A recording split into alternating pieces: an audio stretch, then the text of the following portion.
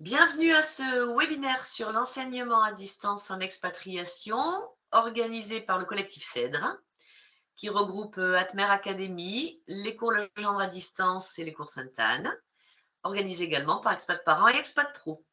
Bonjour Marie-Laure Lelourec, vous êtes directrice de l'enseignement à distance du collectif CEDRE, qui propose des solutions et des programmes pour les familles expatriées. Merci d'être avec nous. Bonjour Cécile, merci beaucoup de nous avoir invités pour ce webinaire. Bonjour Bonjour Marie-Laure Catherine. également. Est-ce que vous pouvez nous présenter donc le collectif CEDRE en quelques mots et puis aussi surtout nous dire dans quel but vous avez créé ce collectif de l'enseignement à distance? Oui, bien sûr. Alors donc CEDRE, c'est un acronyme qui signifie le collectif des établissements privés à distance responsables et engagés.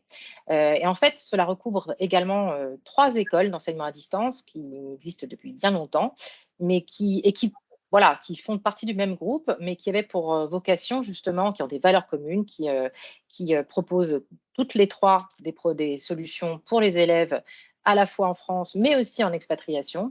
Et donc, l'idée de la création de ce collectif, c'était vraiment de rendre disponible au plus grand nombre, et en particulier aux familles expatriées, de l'information sur ce qu'est aujourd'hui l'enseignement à distance. Ça a beaucoup évolué depuis quelques années, en particulier dans les 3 dernières années. Nous nous sommes rendus compte qu'il y avait parfois une forme de méconnaissance par rapport à ce qu'était l'enseignement à distance, ce que cela permettait, quelles étaient les solutions possibles pour les enfants.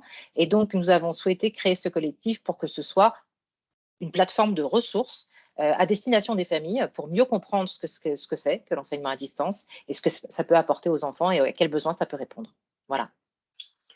D'accord, donc un collectif, ça signifie qu'il y a plusieurs écoles qui adhèrent, qui participent. Quelles sont ces écoles et quelles sont les particularités de chacune? Alors, je vais commencer, donc 3 écoles. Je vais commencer par la plus ancienne et à vrai dire, la première école par correspondance en France, puisque Atmer Academy, donc, qui est l'équivalent à distance du cours Atmer, qui sont des écoles également présentielles à Paris, donc a été créée en 1924. Donc, vous voyez que ça fait presque 100 ans maintenant que cette école à distance existe. Il va falloir Ça a fêter été- ça, hein? Voilà, nous allons fêter ça d'ici quelques années, dans pas très longtemps. Et donc, cette école a été créée à la base, pour l'histoire, pour accompagner des familles qui justement partaient en expatriation. Le cours Atmer donc, existait à Paris. Rose Atmer avait créé ce cours à la fin du 19e siècle. Il accueillait de nombreuses familles qui appréciaient beaucoup sa pédagogie. Et quand ces familles ont été amenées à partir à l'époque dans les colonies, eh bien, certaines familles se disaient mais comment est-ce qu'on peut continuer à bénéficier de votre pédagogie? Et donc, Rose Atmer a créé le premier cours par correspondance français. Et donc, ces familles pouvaient effectivement continuer à bénéficier de cette pédagogie. Donc, c'est une école qui a toujours été tournée vers l'international. Donc, ça, c'est une de ses grandes particularités. Puis, on propose de l'anglais dès le primaire et puis un cursus bilingue au collège pour apprendre de manière approfondie l'anglais. Et dans la continuité de cette ouverture internationale, il y a également la possibilité au lycée de préparer ce que nous appelons le dual diplôme, c'est-à-dire pour les élèves de préparer à la fois le baccalauréat français, auquel nous préparons nos élèves, mais également par le biais d'une association avec un partenaire qui s'appelle Academica, de préparer le baccalauréat américain, donc ce qui permet à ces élèves-là, en fin de terminale, d'avoir les 2 baccalauréats et donc de candidater potentiellement sur des établissements différents et à l'international. Donc ça, c'est pour Atmer Academy, première école. Je vais y aller dans la chronologie. Ça, c'est la première école qui s'est fondée. Ensuite, Cours Legendre à distance. Donc, Cours Legendre à distance, c'est l'école à distance qui émane finalement de Cours Legendre que certains peut-être connaissent plus particulièrement pour le soutien scolaire.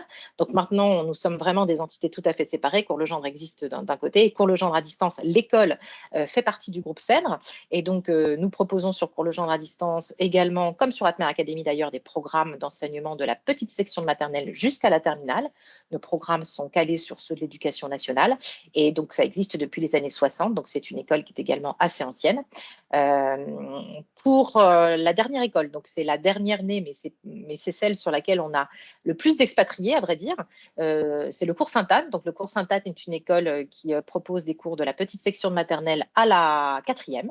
À la base, c'est une école qui était spécialisée sur le primaire, et puis qui, sur la demande des familles qui appréciaient beaucoup la pédagogie, a ouvert tout d'abord une 6e, puis une 5e, puis une 4e, et on s'est arrêté à la 4e parce qu'ensuite on a 2 autres écoles maintenant au sein du groupe pour accueillir les élèves qui seraient issus du cours Sainte-Anne et qui souhaiteraient continuer en enseignement à distance. Donc on a 2 écoles qui proposent le cursus de la 3e à la terminale sans aucun problème. Voilà, cours Sainte-Anne étant l'école avec l'organisation la plus familiale, parce qu'une des particularités de cette école, c'est justement que si plusieurs enfants de la même famille sont inscrits, par exemple en moyenne section de maternelle, en CE1, en CE1 et en CM2, eh bien, les 3 enfants de cette fratrie seront corrigés par le même correcteur ou la même correctrice.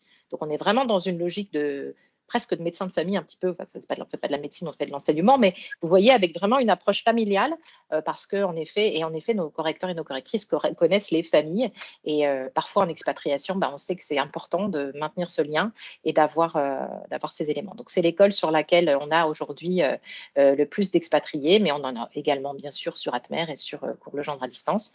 Pour vous donner une idée, sur l'ensemble des 3 écoles, on a à peu près, là, en cette rentrée à ce stade de l'année, sachant qu'on a des inscriptions toute l'année, mais déjà à la fin du mois de septembre, on a un peu plus de 400 élèves à l'étranger, répartis sur un peu plus de 60 pays. D'accord, bravo. Alors, vous parliez effectivement de l'historique, enfin de la création de vos écoles. Moi, j'imagine qu'autrefois, les cours partaient par courrier postal. Enfin, donc, je suppose qu'aujourd'hui, tout ça se fait de façon numérique. Donc, il n'y a pas, si certaines familles sont dans des contrées reculées où la poste n'est pas très performante, c'est pas un problème, c'est plus un problème, je suppose. Alors, ça n'est plus un problème, et ça n'est plus un problème depuis déjà quelques temps, puisque nous, alors même déjà avant même le Covid, on avait digitalisé un certain nombre de nos modes de fonctionnement. Pour autant, alors c'est-à-dire que par exemple, pour ce qui est de l'envoi des évaluations, des corrections, tout se fait en ligne. C'est-à-dire que quand on doit envoyer un devoir à la correction à son correcteur, et bien évidemment, on le télécharge sur notre plateforme, et le correcteur lui-même y a accès sur la plateforme et va corriger en ligne, ce qui permet à l'élève d'avoir des échanges, en tout cas que ce soit relativement fluide, et évidemment de ne pas avoir à passer par la poste, qui parfois peut être en effet un peu capricieuse dans certains pays. Cela dit, notre enseignement s'adresse à des enfants souvent petits, puisqu'on a évidemment en particulier sur la maternelle et le primaire, où il y a besoin d'écrire, de lire, etc. Donc, pour autant, voilà, donc les supports physiques existent, c'est-à-dire que les familles ont à la fois accès à leur programme sur notre plateforme en ligne, et puis elles reçoivent également les programmes au format papier, si les familles le souhaitent, bien entendu. Certaines préfèrent préfèrent effectivement les imprimer elles-mêmes. Pourquoi pas, c'est possible aussi. Mais en tout cas, il est tout à fait possible de recevoir l'ensemble des programmes au format papier sur l'ensemble de nos 3 écoles. Avec, sur 2 des 3 écoles que sont Atmer Academy et Cours Sainte-Anne, aussi des manuels qui nécessitent le suivi. Et donc là, pour le coup, évidemment, on envoie forcément les manuels qui sont nécessaires, parce qu'un livre scolaire, voilà, c'est bien de pouvoir le feuilleter, un livre de dictée, c'est bien de pouvoir le feuilleter, etc., pour le parent, d'avoir ce type de manuel. Donc, il y a à la fois tout le suivi pédagogique qui peut se faire totalement en ligne et totalement en digital, y compris pour les échanges avec les familles, puisque nos équipes sont bien entendu disponibles tout au long de l'année, aux horaires de bureau, mais aux horaires de bureau français. Donc, évidemment, ça nécessite que des familles qui, par exemple, auraient un décalage horaire et qui seraient plutôt disponibles sur des horaires qui sont un peu moins les nôtres, eh bien, elles peuvent envoyer des messages, évidemment, auxquels on répond sous 24 à 48 heures maximum. Et puis, bien évidemment, on a aujourd'hui maintenant tout un dispositif aussi de visioconférence, sur lequel on reviendra peut-être, mais qui permet en effet d'intégrer de plus en plus d'humains dans les échanges, c'est-à-dire que là où on était, en effet, Catherine, en 1924, au moment de la création d'Atmer Academy, voilà, on est aujourd'hui, bien entendu, on bénéficie de l'ensemble des possibilités que nous offre le digital et que nous offrent maintenant les différentes ressources pédagogiques, que ce soit en termes de contenu ou de format, et donc évidemment en fonction des besoins et des attentes des familles, et aussi en fonction de nos objectifs pédagogiques vis-à-vis de chacun des élèves, eh bien, on met en place, on fait un peu du sur-mesure, vous voyez. Voilà. Très bien. Alors, on entend souvent les familles posent souvent des questions concernant les différents programmes, notamment s'il y a des programmes d'enseignement complet, d'enseignement partiel, ou enfin il y a différents noms. Est-ce que vous pouvez nous expliquer un petit peu, est-ce que les familles peuvent ou doivent choisir? Alors bien sûr, j'imagine chaque cas est un cas particulier, je sais que vous y répondez, mais sur les grands principes généraux, en Ouais. fait, ce que vous proposez. Alors, oui, en effet, donc on propose sur les 3 écoles, on propose à la fois ce qu'on appelle le cours complet, c'est-à-dire le cours complet, ben, ça couvre l'ensemble des disciplines académiques qui sont prévues pour un niveau donné, hein, que ce soit de la petite section jusqu'à la terminale. Donc, c'est possible de s'inscrire soit en cours complet, donc pour l'ensemble des disciplines, soit pour ce qu'on appelle soit des disciplines séparées, soit des cours partiels. Très souvent, les familles qui, par exemple, ont leur enfant scolarisé dans un établissement local dans leur pays, mais qui ne bénéficient pas d'un enseignement du français, soit répondant à leurs attentes, soit existant tout court, puisqu'il y a parfois des écoles internationales où il n'y a pas du tout de français. Et donc, dans ce cas-là, en effet, elles peuvent compléter avec le français, mais de plus en plus, nous accueillons des familles qui choisissent en fin de compte d'avoir recours au cours complet chez nous. Pour vous donner une idée aujourd'hui, là, sur les chiffres que je vous donnais tout à l'heure, les 2 tiers des élèves qui sont inscrits dans une de nos 3 écoles en cette rentrée sont en cours complet. C'est-à-dire qu'ils font vraiment la totalité de leur scolarité avec nous. Il y a des familles qui nous disent, par exemple, ça c'est vraiment quelque chose qu'on entend régulièrement, il y a des familles qui nous disent, finalement, le fait comment dire, la seule chose qui reste stable au long de nos expatriations, c'est l'école, puisque c'est celle qui nous suit de pays en pays finalement. Évidemment, c'est souvent dans le cas où l'école locale est peu accessible, voilà, que ce soit d'un point de vue géographique ou d'un point de vue financier parfois aussi. Oui, bien sûr. Donc nous, on répond évidemment à ces demandes-là. Et puis, il faut aussi savoir que chez nous, on peut s'inscrire aussi, le minimum d'inscription, la période la plus courte d'inscription, c'est un trimestre. Il y a des familles qui s'inscrivent pour un trimestre chez nous parce que, eh bien, elles arrivent dans un pays de manière un petit peu impromptue et elles n'ont pas eu la possibilité de s'inscrire dans une école et elles ont besoin d'un peu de temps. Donc, ça peut être une inscription pour un trimestre, en particulier sur une école comme Cours Legendre à distance qui suit le programme de l'éducation nationale stricto sensu. Et donc, dans ces cas-là, en effet, mais on accueille l'élève pour une durée d'un trimestre, parfois plus. Mais c'est tout à fait... Enfin, il y a des élèves qui restent avec nous sur la totalité de leur scolarité, puis il y a des élèves qui restent avec nous un trimestre. Et c'est très bien. Et on peut du coup s'inscrire aussi à n'importe quel moment de l'année, en fait, Oui. si on découvre vos écoles un peu tardivement, ou si on a besoin qui se révèle à n'importe quelle période de l'année, il est possible de vous contacter et de prendre comme ça, en cours d'année, donc rejoindre un programme. Oui, tout à fait. Alors, comme vous le disiez tout à l'heure, en fait, nous, on a toujours un échange avec la famille avant l'inscription. Pourquoi ? Il y a plusieurs raisons pour cela. Donc, on va faire il y aura un échange pédagogique avec l'équipe admission, avec le chargé d'admission de chacune des écoles. Plusieurs raisons à cela. La première, c'est évidemment de bien comprendre le besoin de la famille et de ce qu'elle attend de nous et du programme que va suivre son enfant. Deuxième objectif, parfois aussi évaluer le niveau de l'enfant pour l'entrée dans le programme, parce que l'idée, c'est absolument pas ni de mettre en difficulté un enfant sur le démarrage d'un programme qui pourrait lui donner envie d'abandonner assez rapidement, ni lui proposer quelque chose qui serait inférieur à ce qu'il sait déjà faire. Et donc, eh bien, il y a un échange préalable, soit par le biais d'un entretien pédagogique vraiment très approfondi, comme ce qui est fait chez Cours Sainte-Anne, soit par l'échange de bulletins chez Atmer Academy. Et pourquoi c'est important? C'est parce que sur 2 des 3 écoles, on a je dirais un programme pédagogique, en particulier sur le primaire, qui va plus loin que le programme de l'éducation nationale. Donc parfois, il s'agit en effet d'adapter le contenu, puisque certains enfants en expatriation ont un niveau de français qui a pu souffrir un petit peu pendant quelques temps. Et donc, il faut être amené à proposer le juste niveau et le juste programme. Et pour revenir sur la possibilité de s'inscrire à n'importe quel moment, oui, d'autant plus que nous avons des familles en hémisphère sud, donc pour lequel le calendrier scolaire n'est pas le même. Donc, on s'adapte de toute façon. On peut s'inscrire au premier trimestre, par exemple, d'une classe en janvier chez nous, et puis le suivre, envoyer ses devoirs tout au long de l'année qui suit. On peut tout à fait s'adapter. On est ouvert toute l'année, à de rares journées près, on va dire. Éventuellement une semaine en août ou en tout cas on a juste une permanence, mais sinon nos enseignants corrigent tout le temps, corrigent toute l'année.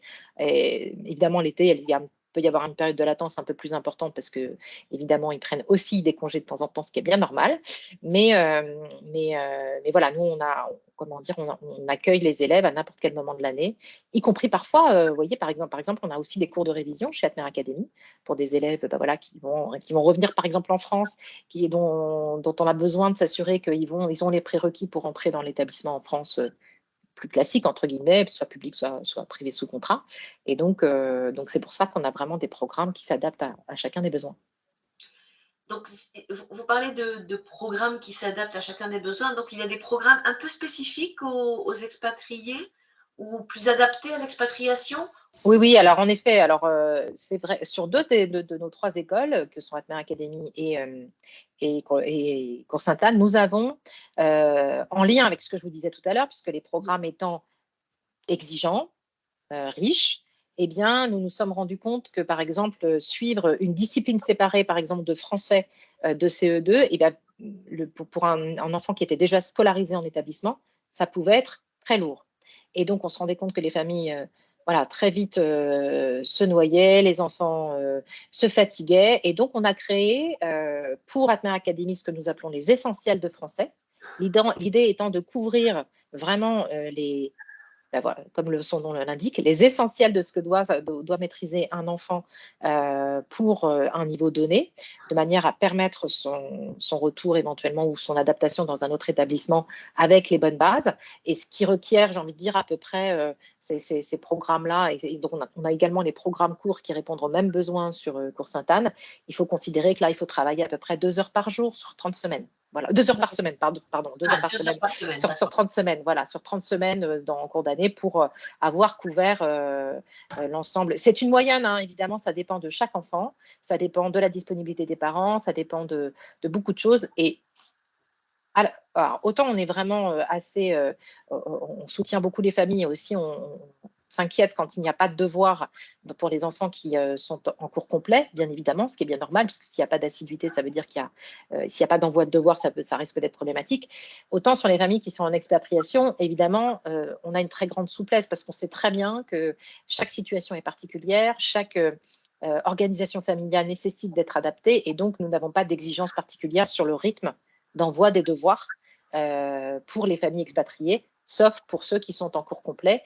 Par exemple, des élèves qui seraient sur des classes à examen. Je pense à la 3e, je pense à la 1re et à la terminale, pour lesquelles il y a des examens quand même à la fin en jeu, et donc sur lesquels, eh bien, évidemment, il faut une certaine assiduité, une certaine rigueur et une régularité pour être prêt pour que les enfants puissent passer les examens en question.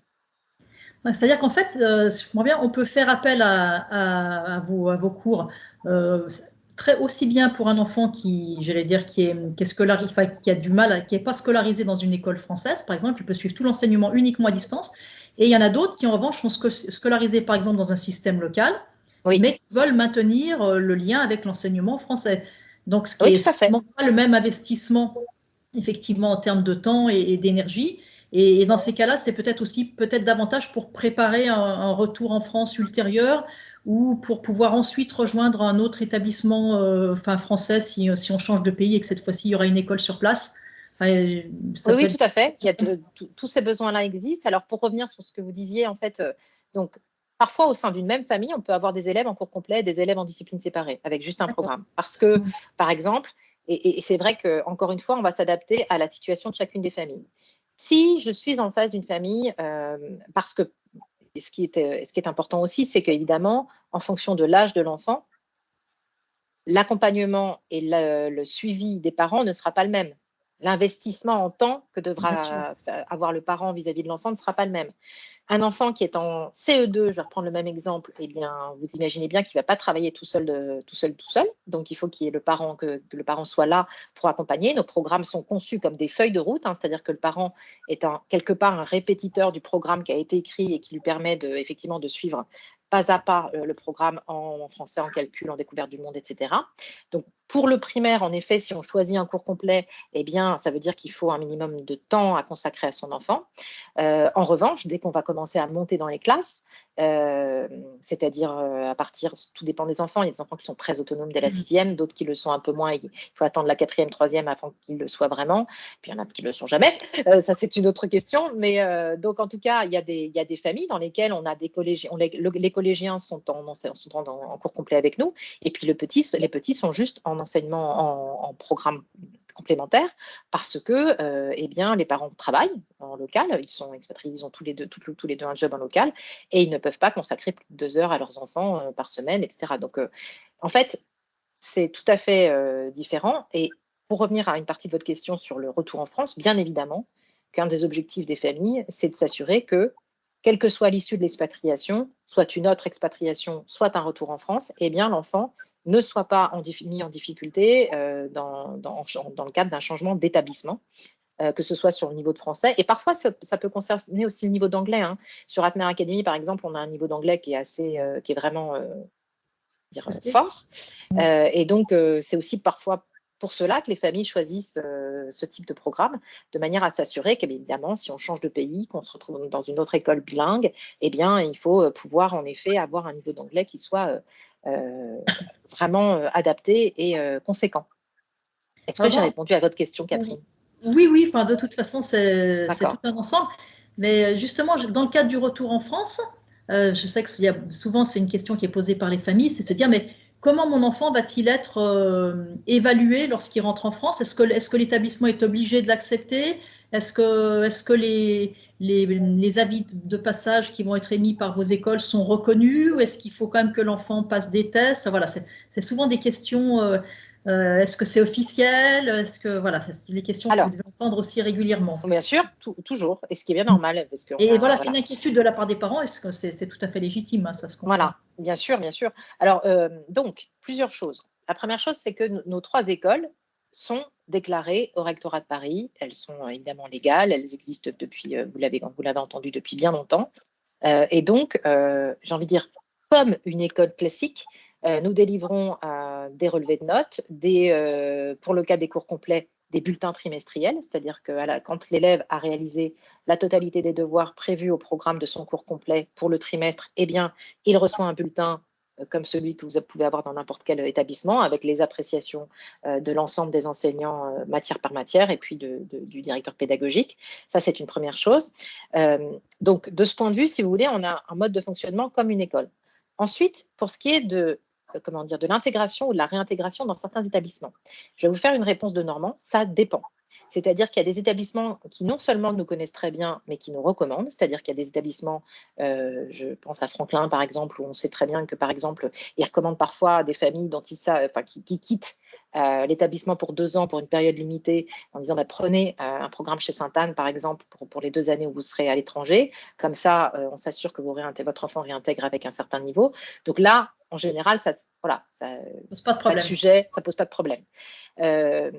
Ensuite, il y a les écoles qui tiennent compte de nos bulletins parce qu'elles nous connaissent, etc., même sans nous avoir recommandé, et qui se disent ok, ça va, on sait que cet enfant, s'il a effectivement suivi tel programme de telle école, c'est qu'il n'y a pas de souci. Donc il y a ce deuxième cas de figure-là. Et puis il y a un troisième cas de figure, en effet, où les établissements, et ça, malheureusement, ça devient de plus en plus vrai, font passer des tests, quoi qu'il arrive. C'est-à-dire font passer des tests, quel que soit finalement le programme qu'a suivi l'enfant, y compris le CNED. On a parfois des familles qui nous disent, moi j'ai l'exemple d'une de mes collaboratrices dont l'enfant qui était expatrié en Italie, qui a suivi le CNED, le complément du CNED, etc., et dont l'enfant a dû passer des tests en rentrant en France comme n'importe quel autre. Voilà. Donc, j'ai envie de dire, c'est vraiment très, très aléatoire. Mais en revanche, ce que je peux vous dire, c'est qu'on n'a pas de cas de figure d'enfant qui ait suivi nos programmes et qui ait été refusé pour niveau de test dans les établissements dans lesquels ils arrivaient. C'est-à-dire que le niveau que nous proposons le contenu pédagogique que nous proposons, alors évidemment sous réserve que l'enfant 1 ait travaillé, 2 ait envoyé des devoirs, 3 ait eu des résultats à ses devoirs. Qu'il ait validé son année. Oui, il a envie de rentrer en France, donc il ne fusille pas ses tests. Et voilà, donc l'idée c'est quand même d'avoir joué le jeu aussi côté programme. Mais nous aujourd'hui on sait que les enfants dont les parents ont fait le choix de ces programmes soit complémentaires, soit cours complets, n'ont en général pas de difficulté. Alors après, évidemment, Chaque année, ça peut changer, chaque année, ça peut évoluer, mais on n'a pas d'insatisfaction de ce côté, au contraire. Et plutôt même des familles qui nous disent, bon, ben voilà, la réintégration, voilà, ils sont assez surpris du niveau que notre enfant a en rentrant d'expatriation après 3 ans dans un établissement anglophone général, quoi. Voilà. Alors, voilà, moi je comprends que on peut suivre les cours à distance quand on est par exemple dans une école locale, dans une école anglophone. J'imagine que ceux qui sont en lycée français ne suivent pas ces cours. Ou Non. est-ce qu'il y en a qui les suivent quand même? Ou bien est-ce qu'il y en a surtout qui font le choix des cours à distance du CEDRE plutôt que du lycée français? Est-ce que ça arrive? Oui, oui, bien sûr que nous, on a aujourd'hui, quand je vous disais qu'on a 2 tiers de nos élèves qui sont des élèves en cours complet, ces élèves-là, ils ne sont pas forcément dans des villes où il n'y a pas de lycée français. Parfois, il y a un lycée français, mais Et qu'est-ce qu'ils y trouvent comme avantage, alors, le lycée alors, français? alors déjà, parfois, ils y trouvent un avantage certain, c'est de pouvoir l'inscrire, c'est-à-dire que dans certaines villes, les lycées français sont très, très, très demandés et donc avec finalement assez peu de place. Ça, c'est la première des raisons. La deuxième des raisons, parfois c'est aussi financier, c'est-à-dire que le niveau en tout cas, une scolarité, nous ne sommes pas du tout subventionnés par l'État, hein, donc nos écoles sont totalement privées. Mais j'ai envie de dire, effectivement, très souvent, entre le prix d'un lycée français et le prix de notre scolarité complète, ça reste quand même évidemment beaucoup moins cher de choisir un enseignement à distance. Et puis parfois, c'est aussi lié à la période d'expatriation. Le calendrier pour lequel on arrive en expatriation, si j'arrive en milieu... L'hémisphère sud également. Voilà, exactement. Tout ça peut jouer dans le choix. Très souvent, en réalité, on fait ce choix quand pour une raison ou pour une autre, le lycée français n'est pas une option finalement. D'accord? Oui, En revanche, je reviens juste sur vas-y. le début de votre question, Catherine, Cécile, pardon. Le début de votre question concernait des élèves qui sont en lycée français et qui suivraient des cours dans nos établissements. Ça arrive, c'est plutôt rare en effet, puisqu'en général, évidemment, ils trouvent dans le lycée français le curriculum qui leur convient. En revanche, il peut y avoir, par exemple, des disciplines séparées ou des spécialités de première qui ne sont pas proposées dans certains lycées français et que nous proposons. Donc, ça peut être tout simplement de compléter ou d'avoir d'avoir accès à une spécialité ou à une option. Par exemple, le chinois, nous proposons une option de chinois qui est très appréciée et qui n'est pas proposée dans tous les établissements, dans tous les lycées français, par exemple. Alors, je pensais justement, pour compléter votre réponse, j'imagine aussi qu'il doit y avoir certains élèves qui font le choix de l'enseignement à distance plutôt que de l'enseignement dans un lycée local qui existerait, pour des raisons très personnelles, peut-être des problèmes de phobie scolaire, d'enfants à besoins spécifiques, de précocité intellectuelle, bon, j'imagine que ça doit aussi être des cas qui se présentent à vous, en fait. Alors oui, ça se présente à nous et ça, pour le coup, en effet, nous accueillons beaucoup d'élèves à besoins éducatifs particuliers pour faire large, d'accord? Mais ça, c'est vrai aussi bien pour les expatriés que pour nos familles françaises. C'est vrai que notre mode d'enseignement, finalement, répond aux attentes et aux besoins de tous les enfants pour lesquels le fait d'être dans un rythme académique très contraint, ou en tout cas qui est celui d'une école classique, ben, c'est un souci. En effet, on a parlé de précocité, bien évidemment, le fait de pouvoir avancer à son rythme est un grand avantage pour eux, de pouvoir avancer plus vite. C'est-à-dire que parfois, nous, on a des élèves qui font 3 années en 2, par exemple, ou 2 années en 1 pour les plus petits. Ça arrive, en effet, de pouvoir accélérer, de faire une accélération de classe avec nos programmes. Ça peut arriver. Mais aussi des élèves qui, justement, là, on va parler du haut potentiel, qui ont besoin d'être très nourris, vraiment nourris intellectuellement. Et c'est vrai que la richesse de nos programmes, en particulier sur Cours Sainte-Anne et sur Atmer Academy, leur convient particulièrement. Je ne veux pas dire que nous avons des programmes dédiés aux précoces, hein, mais il se trouve, nous avons constaté qu'en effet, à la fois la capacité à s'adapter à son rythme et la richesse des contenus répondaient particulièrement bien aux attentes de ces élèves-là. Et puis aussi, la capacité de pouvoir, par exemple, apprendre le chinois dès le CM1, par exemple, vous voyez, d'avoir des options qui viennent en fait leur permettre d'aller au-delà des connaissances académiques et de creuser des sujets ou d'aller vers des matières ou vers des disciplines auxquelles ils n'auraient pas accès dans une classe classique. Donc ça, c'est vrai que pour ces besoins-là particuliers, on a cette réponse. Pour les élèves qui ont des dyslexies, dysphasies, dysorthographies, dyscalculies, pour les élèves qui ont des troubles de l'attention, eh bien, on répond de la même façon au sujet. Parfois, d'ailleurs, on a des élèves précoces, vous le savez, qui sont également dyslexiques. Parfois, c'est lié. Et donc, pour cela, c'est vrai qu'il y a un moment dans la scolarité où ça peut être nécessaire de faire appel à un autre mode d'enseignement pour reprendre confiance, pour répondre à un besoin spécifique. Ce n'est pas forcément pour toute la scolarité, mais il y a des écoles dans lesquelles c'est particulièrement bien adressé, puis il y a des écoles dans lesquelles, malheureusement, pour plein de raisons, ces particularités-là ne sont pas prises en charge. Et je voudrais vous dire d'ailleurs à ce sujet qu'on vient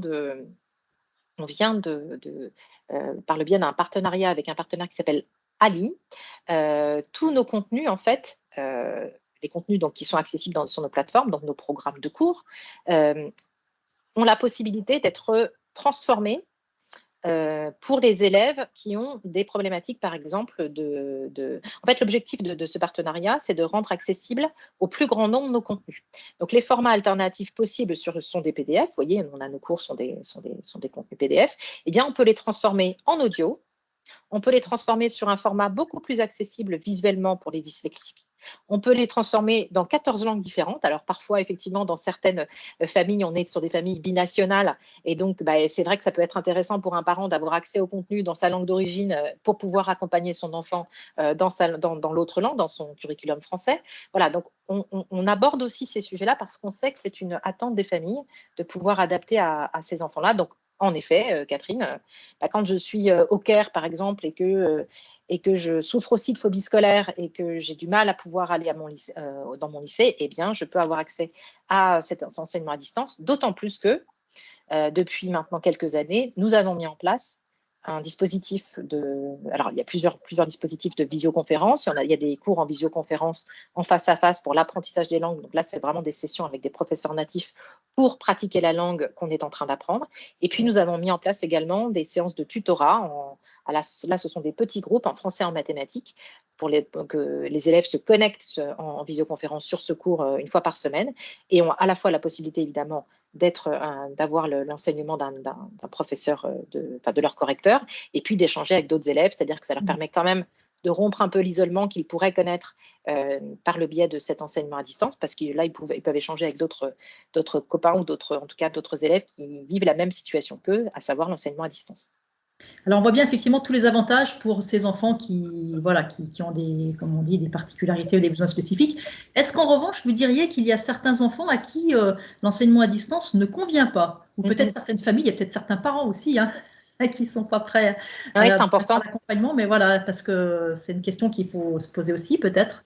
C'est évident, et d'ailleurs, ça fait l'objet des échanges en général qu'on a avec les familles avant l'inscription, puisque, par exemple, un enfant qui n'aurait aucune autonomie, vraiment, à qui, pour faire simple, il faut tenir le crayon en permanence, vous voyez, qui ne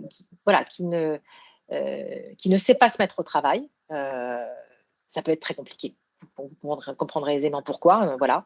Un enfant, alors j'ai envie de dire sur la partie sociabilisation, je pense qu'il peut pas, il n'y a pas vraiment de sujet, puisque vraiment, nous, les retours qu'on a de nos familles, c'est que les enfants qui font l'enseignement à distance, en général, gagnent du temps. C'est-à-dire que quand on est dans une classe, évidemment, de 30 élèves, eh bien, il y a toujours un moment où on attend les autres, même si nous, on a compris, il y a un moment où on attend les autres. Donc, j'ai envie de dire, nos élèves, travaillent beaucoup plus efficacement puisqu'ils vont exactement à leur rythme, ce qui leur laisse généralement du temps pour avoir des activités périscolaires, c'est-à-dire évidemment du sport, etc. Et là, ils ont des sociabilisations choisies, c'est-à-dire que là, ils vont effectivement rencontrer des élèves de leur âge ou qui s'intéressent aux mêmes choses.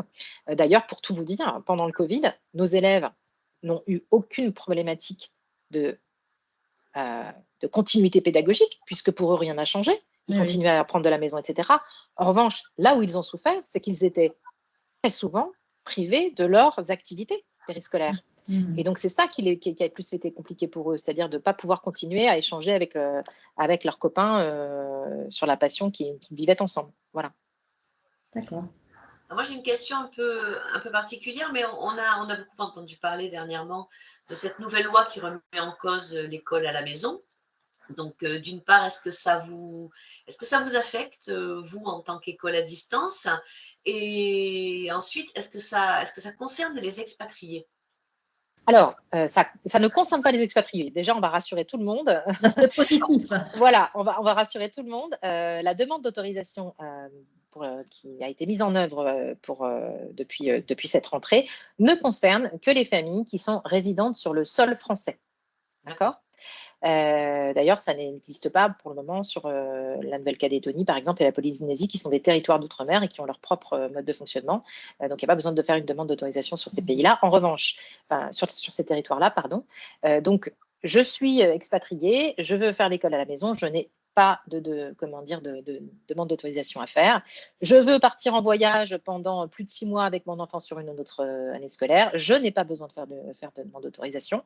Ça, nous le sommes fait confirmer. Il y a même des familles qui ont quand même fait une demande d'autorisation et auxquelles les académies ont dit mais non, vous n'en avez pas besoin, ce n'est pas la peine. Donc en effet, ce n'est pas une nécessité. Donc de ce point de vue, nous on continue évidemment. Quel que soit l'âge des enfants.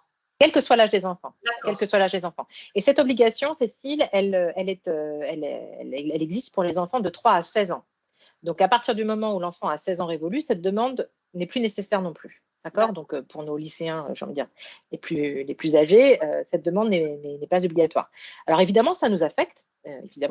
Puisque il y a deux éléments qui font que ça nous a affectés. Le premier, c'est qu'évidemment, on est passé d'un régime déclaratif qui fonctionnait très bien, par ailleurs, d'un régime déclaratif, c'est-à-dire que les familles déclaraient en début d'année qu'elles étaient en école à la maison et ensuite, elles étaient contrôlées. Et chez nous, il n'y a jamais eu de souci au niveau des contrôles pédagogiques, puisqu'à partir du moment où les familles suivent le programme, eh bien, en général, ça se passe très, très bien.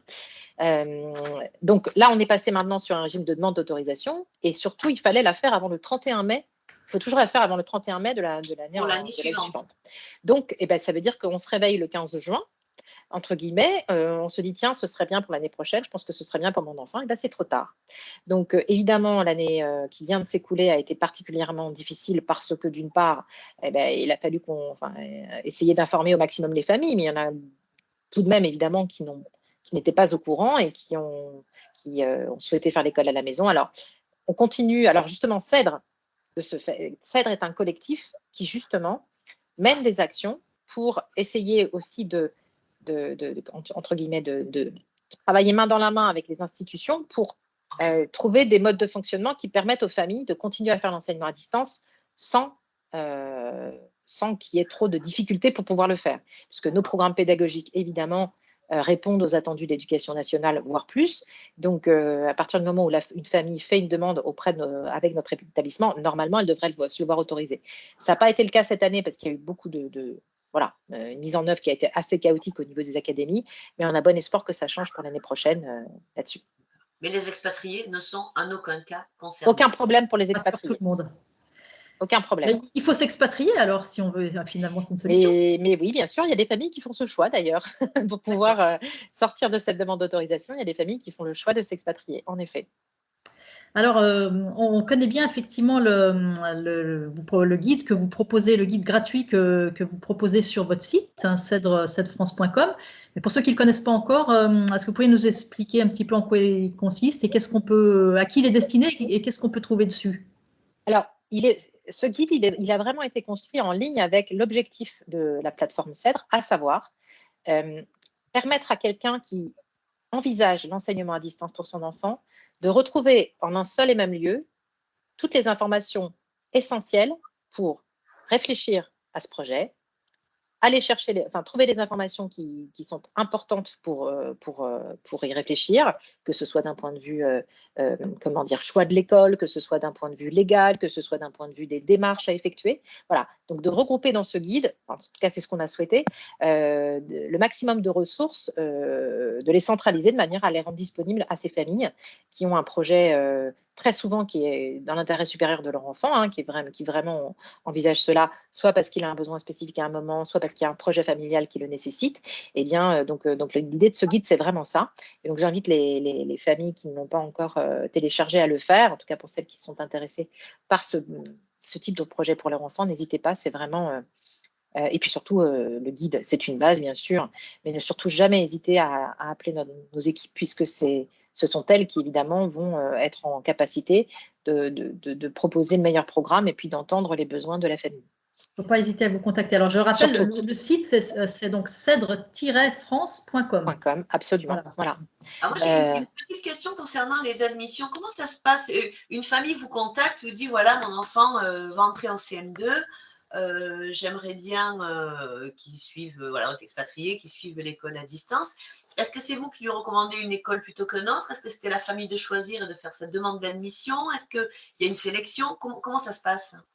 Alors, donc, une famille qui va appeler Cèdre, Oui. par exemple, qui va appeler le 09, enfin l'équipe admission. Après avoir vu le webinaire. Voilà. Voilà, donc une famille qui va nous appeler. Alors, il va d'abord y avoir un échange pour comprendre la situation de l'enfant, là où il en est, et les attentes des parents. Ça, c'est la première chose. En fonction de cela, il va y avoir un échange assez ouvert, on va poser un certain nombre de questions aux familles. On va diriger vers la famille vers l'une ou l'autre de nos écoles en fonction de cet échange-là. Il peut y avoir des attentes, j'ai envie de dire, par exemple, d'apprentissage de l'anglais approfondi. Alors, on va peut-être proposer plutôt, par exemple, pour un collégien, on va peut-être plutôt le diriger vers Atmer Academy avec le programme bilingue. Si on a une famille qui veut vraiment, comment dire, avoir un lien avec un seul et même correcteur pour tous ses enfants, et ben on va plutôt l'orienter vers Cours Sainte-Anne. Et ensuite, pour répondre à votre deuxième partie de question, en effet, il va y avoir un processus d'admission, c'est-à-dire qu'il va y avoir un échange pédagogique, un échange, par exemple, sur Cours Sainte-Anne, il va y avoir un entretien qui, en général, dure à peu près entre 20 minutes et 30 minutes par enfant. Parce qu'il faut quand même voir le niveau de l'enfant. Voilà, c'est ça. Il faut quand même vérifier le niveau annoncé, j'imagine. Exactement, exactement. Donc, c'est vrai que c'est pour ça que, en dehors d'un échange assez approfondi et ou de l'analyse des bulletins de l'enfant. Et si parfois les bulletins, c'est pas suffisant parce qu'il peut y avoir une situation particulière qui nécessite d'avoir un échange. Donc vraiment, nous on prend tout notre temps en tout cas pour faire en sorte que la famille, d'orienter la famille vers le programme qui répondra vraiment à son besoin. Et c'est d'ailleurs pour la raison pour laquelle on a 3 propositions différentes et 3 écoles différentes finalement, parce que on aurait pu se dire bah oui, mais pourquoi finalement avoir 3 écoles différentes? Parce qu'en réalité, on s'est rendu compte, d'ailleurs, sur chacune des écoles, on a une part de nos familles qui est à peu près, un élève sur 4 à peu près, est expatrié. Donc, on aurait pu se dire, c'est plutôt sur une école que sur les autres. En réalité, pas tant que ça. Il y en a un peu plus sur Cours Sainte-Anne que sur les autres, mais j'ai envie de dire, c'est aussi lié à des communautés, c'est aussi lié au bouche à oreille, bien sûr. Mais donc, vos 3 écoles ont l'habitude de s'occuper d'enfants expatriés. Et de s'adapter aussi à au fuseau horaire, parce que vous voyez, par exemple, je pense aux collégiens et aux lycéens qui ont des séances de visioconférence incluses dans leur programme pour l'apprentissage des langues étrangères. Sur notre plateforme avec les professeurs de langue, de conversation en langue, on en a sur plusieurs fuseaux horaires. C'est-à-dire qu'on peut réserver des créneaux sur plusieurs fuseaux horaires.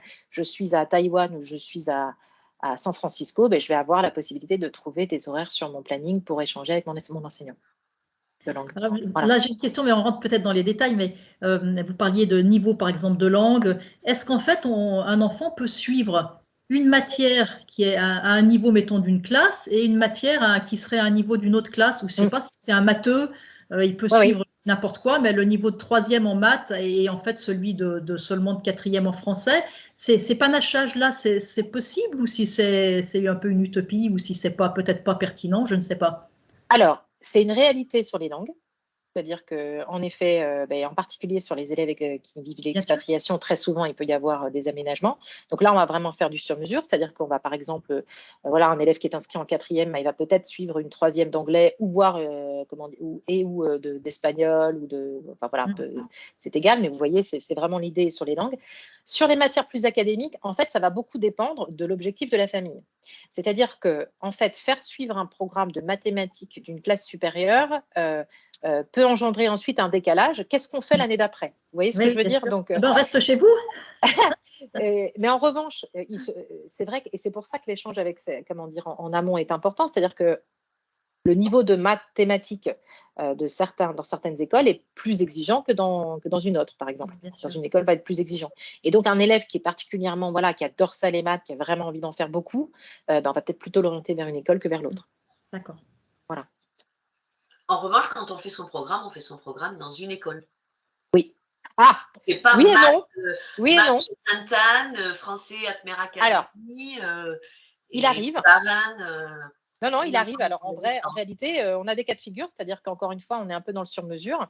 On a des cas de figure de familles, par exemple, qui sont historiquement chez Cours Sainte-Anne, mais qui ont envie que leur enfant suive un programme d'anglais bilingue tel que celui qui est proposé chez Atmer Academy. Ça nous arrive de faire de dire, voilà, il est inscrit en cours complet, par exemple, en 5e chez Cours Sainte-Anne, mais il suit le programme d'anglais bilingue chez Atmer Academy, et donc on réintègre les notes dans le bulletin, on les prend en compte. Voilà, c'est l'avantage de faire partie du même groupe, quoi. C'est qu'en Oui, bien effet, on on voit s'est donc communiqué, quoi.